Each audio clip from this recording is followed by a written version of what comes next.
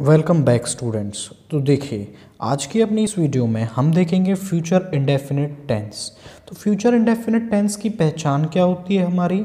यदि वाक्य के अंत में गा गी आ जाए तो वो सेंटेंस हमारा फ्यूचर इंडेफिनिट टेंस का होता है। इसकी हेल्पिंग वर्ब क्या होती है हमारी। इसकी हेल्पिंग वर्ब होती है हमारी विल और शैल, और इसकी मेन वर्ब की फर्स्ट फॉर्म। हम इस सेंटेंस में आई और वी के साथ सेल प्लस वर्ब की फर्स्ट फॉर्म का यूज़ करते हैं, और you we they you they he she it name इन सभी के साथ विल प्लस वर्ब की फर्स्ट फॉर्म का प्रयोग किया जाता है। इसका रूल नंबर 1 देखेंगे अब क्या है। भविष्य के समय के लिए फ्यूचर इंडेफिनिट टेंस का प्रयोग किया जाता है। मीन्स कहीं भी भविष्य का समय आएगा तो उसके लिए हम फ्यूचर इंडेफिनिट टेंस का प्रयोग करते हैं। जैसे यहाँ पर ये एग्जांपल है आपका, he fill in the blanks here tomorrow. यहाँ पर टुमारो जो है वो आपका भविष्य का समय है, फ्यूचर का समय है। हमें यहाँ पर कम वर्ब भरनी थी तो हम यहाँ पर फ्यूचर इंडेफिनिट टेंस का प्रयोग करेंगे, और यहाँ पर क्या आ गया है आपका, he will come here tomorrow. तो अब देखिए रूल नंबर 2, वाक्य में सब्जेक्ट के भविष्य के विचारों को बताने के लिए हम फ्यूचर इंडेफिनिट टेंस का प्रयोग करते हैं। मीन्स जो भी सब्जेक्ट है अपना सेंटेंस के अंदर, उसके जो भी भविष्य के विचार होंगे, भविष्य की थॉट्स होंगी, उन सब को बताने के लिए हम फ्यूचर इंडेफिनिट टेंस का प्रयोग करते हैं। जैसे एक सेंटेंस है, I think we fill in the blanks back, और वर्ब भरनी हमें यहाँ पर नॉट कम। तो ये उसके भविष्य के विचार हैं, तो यहाँ पर यूज़ होगा आपका फ्यूचर इंडेफिनिट टेंस। तो यहाँ पर वी के साथ यूज़ करते हैं हम शैल, तो यहाँ पे आएगा we shall not come back. तो सेंटेंस क्या बनेगा हमारा, I think we shall not come back. अब देखिए इसका रूल नंबर 3, अगर वाक्य में दृढ़ संकल्प मीन्स डिटर्मिनेशन, वादा मीन्स प्रॉमिस, मनाही मीन्स नॉट टू डू, मतलब किसी काम को करने से मना किया गया हो, इच्छा विश, अगर वाक्य में ये सब चीज़ें दे रखी हों तो हम विल के स्थान पर सेल और सेल के स्थान पर विल, मीन्स जहाँ विल यूज़ होता था वहाँ पे हम सेल यूज़ करेंगे, और जहाँ पे सेल यूज़ होता था वहाँ पे विल यूज़ करेंगे। जैसे एक सेंटेंस दे रखा है हमें यहाँ पर, you fill in the blanks my room not enter. तो यहाँ पर क्या दिया हुआ है, हमें मनाही दी हुई है इस सेंटेंस में, तो हम यहाँ पर फ्यूचर इंडेफिनिट टेंस का यूज़ करेंगे, और फ्यूचर इंडेफिनिट में यू के साथ फिल यूज़ होता था, लेकिन अब यहाँ पर यू के साथ क्या यूज़ होगा, शैल यूज़ होगा अकॉर्डिंग टू दिस रूल, क्योंकि यहाँ पर मनाही दी हुई है हमें सेंटेंस में। तो यहाँ पर आ जाएगा you shall not enter my room.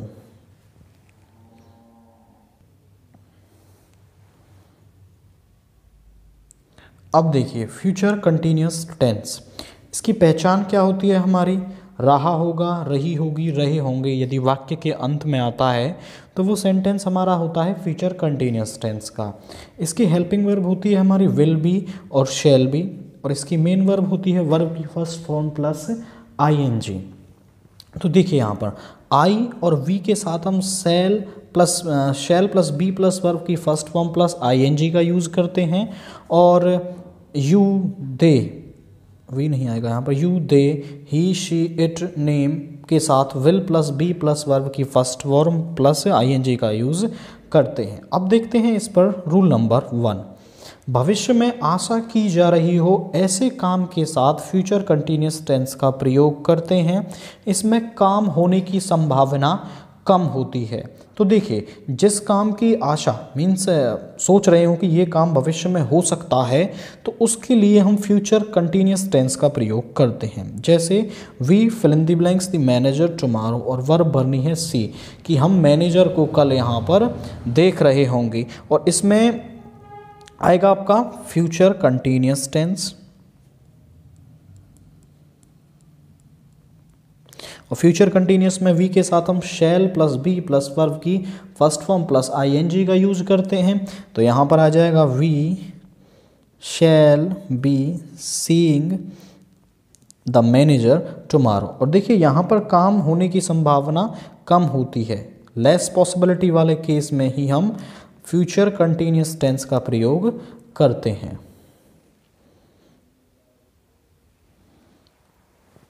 तो अब देखिए इसके लिए रूल नंबर 2, प्रश्नवाचक वाक्यों में मीन्स इंटेरोगेटिव सेंटेंस में विनम्र प्रार्थना मीन्स पोलाइट रिक्वेस्ट के लिए फ्यूचर कंटिन्यूस टेंस का प्रयोग किया जाता है।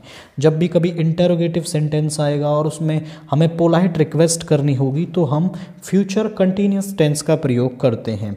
जैसे fill in the blanks, you be coming with me, तो यहाँ पर ये इंटेरोगेटिव सेंटेंस है आपका और रिक्वेस्ट की जा रही है कि क्या आप मेरे साथ चलोगे, तो यहाँ पर हम इसमें विल का यूज़ करेंगे, will you be coming with मी।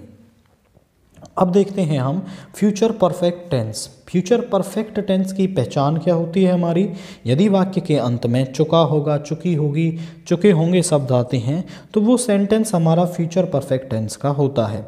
और इसकी हेल्पिंग वर्ब हमारी विल शैल प्लस हैव होती है और इसकी मेन वर्ब होती है वर्ब की थर्ड फॉर्म। हम आई और वी के साथ shall plus have plus verb की थर्ड फॉर्म का यूज़ करते हैं और he she it name you they के साथ विल हैव प्लस वर्ब की थर्ड फॉर्म का यूज़ करते हैं।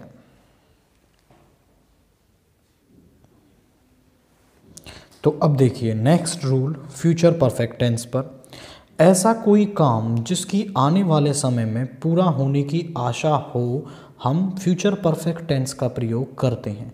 मीन्स ऐसा कोई काम जिसकी आने वाले समय में आशा की जा रही हो कि ये काम हो सकता है तो उसमें हम फ्यूचर परफेक्ट टेंस का प्रयोग करते हैं। अभी अब यदि गौर दें तो यही रूल हमने फ्यूचर कंटिन्यूस टेंस में भी पढ़ा था। तो वहाँ पर भी हमने आशा की जा रही थी कि काम हो जाएगा तो हमने फ्यूचर कंटिन्यूस का यूज किया और यहाँ पर हम फ्यूचर परफेक्ट टेंस का यूज कर रहे हैं। तो दोनों में फ़र्क क्या है भाई, हमने वहाँ पर बताया था कि उसमें लेस पॉसिबिलिटी होती है काम को होने की और यहाँ पर पॉसिबिलिटी थोड़ी सी बढ़ जाती है। मीन्स थोड़ा सा ज़्यादा पॉसिबिलिटी हो जाए तो हम फ्यूचर परफेक्ट टेंस का प्रयोग करेंगे। जैसे I fill in the blanks this sum by that time. अब उसको थोड़ा सा कॉन्फिडेंस है, यहाँ पर उसको थोड़ी सी पॉसिबिलिटी ज़्यादा है कि भाई इस समय तक वो इस क्वेश्चन को सॉल्व कर चुका होगा, तो यहाँ पर हम फ्यूचर परफेक्ट टेंस का यूज करेंगे। तो हमें वर्ब भरनी है यहाँ पर सॉल्व, तो यहाँ पर आ जाएगा I shall have solved this sum by that time. अब देखते हैं इसका नेक्स्ट रूल, वक्ता के काम के प्रति विश्वास और या अनुमान को बताने के लिए फ्यूचर परफेक्ट टेंस का प्रयोग करते हैं।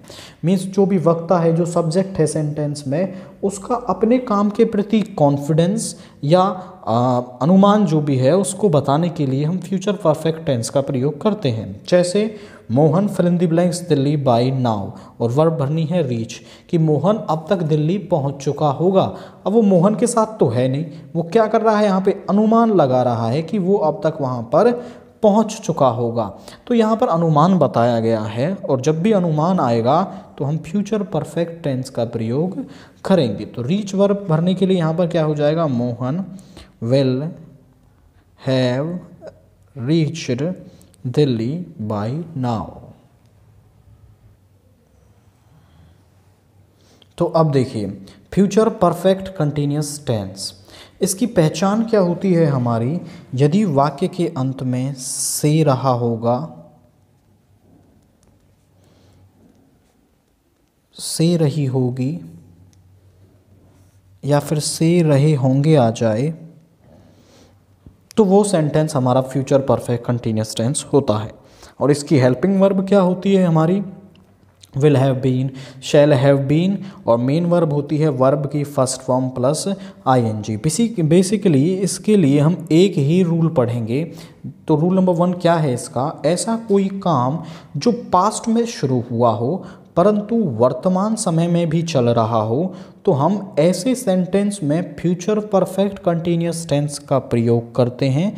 इसमें समय को बताने के लिए सिंस और फॉर दिए होते हैं। तो समझे ध्यान से, मीन्स जो काम पास्ट में शुरू हुआ है लेकिन प्रेजेंट में भी चल रहा है और समय को बताने के लिए सिंस या फॉर दिया हो तो ऐसे सेंटेंस में हम फ्यूचर परफेक्ट कंटिन्यूअस टेंस का यूज़ करेंगे। जैसे when I reached the ground, यहाँ पर ये वर्ब की सेकंड फॉर्म है। वर्ब की सेकंड फॉर्म आती है आपकी पास्ट के अंदर, पहली कंडीशन फुलफिल हो गई।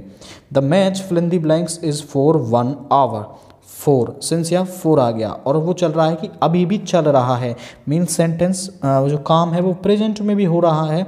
तो यहाँ पर हम यूज़ करेंगे फ्यूचर परफेक्ट कंटिन्यूअस टेंस। तो यहाँ पर मैच के साथ हम यूज़ करेंगे the match will have been, और वर्ब बननी है गो ऑन तो इसकी हो जाएगी going on. The match will have been going on for 1 hour. तो इस वीडियो में हमने टेंसेज जिन्हें हम वर्ब्स के नाम से पढ़ रहे हैं को कंप्लीट कर लिया है। इससे आगे की वीडियो में हम डिस्कस करेंगे नेक्स्ट टॉपिक।